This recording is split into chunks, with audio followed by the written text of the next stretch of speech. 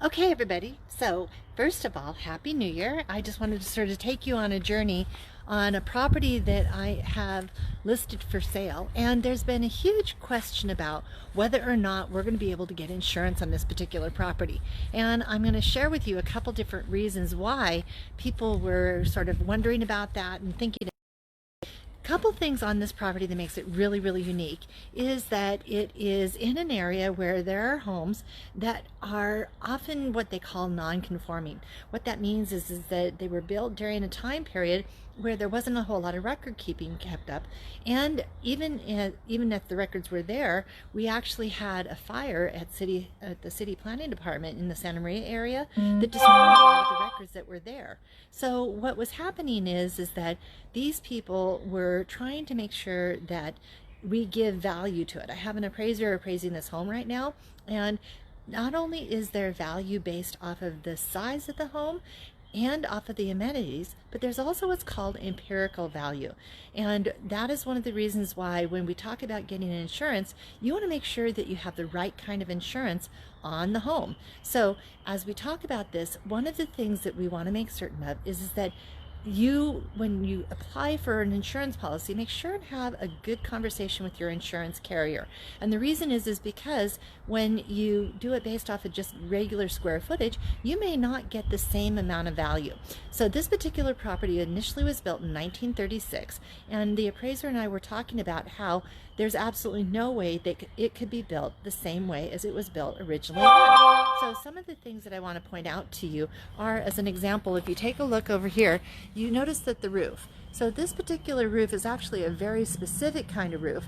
And as a matter of fact, what was interesting is that just in 2006, the particular owner of this property spent over $41,000 to replace this shake roof. It's a very customizable roof.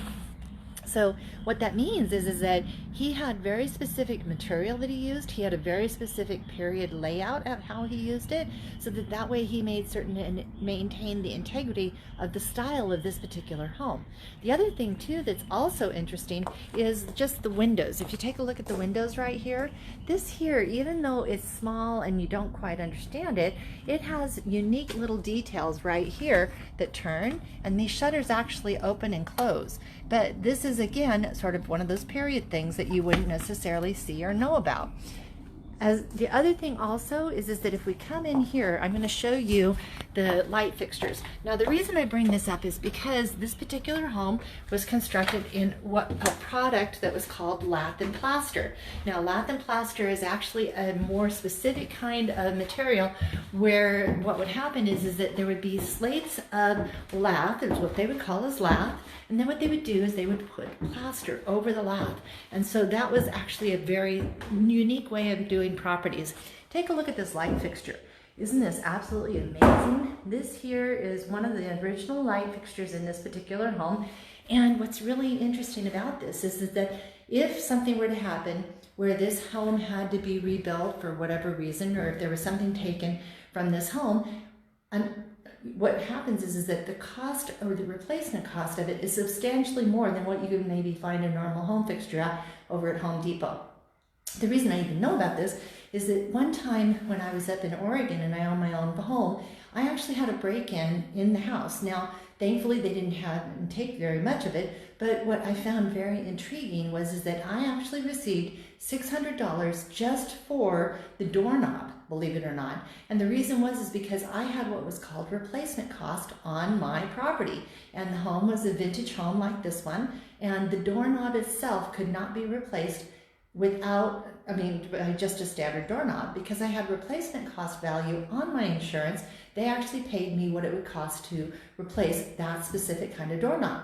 So I want you to take a look at that, think about the type of home you have, think about what you have in place in your home, and then have a discussion, especially as we're at the beginning of the year, as to whether or not this is the type of insurance you want, if you need to maybe upgrade or improve your insurance, and if you should possibly get more value for what it is that you are having in your home right now. So this is called Krista, OIC Real Estate Services, here to help you see your dreams come true. And that's your tip and topic of the day. Check out what your insurance is, and is it insurable, and how should you insure it. As always, have an amazingly blessed day. And remember, subscribe to the YouTube channel. Call Krista One at YouTube. And in 2020, when we get 2020 viewers, we're paying out $2,020. So as always, have an amazingly blessed day. Bye.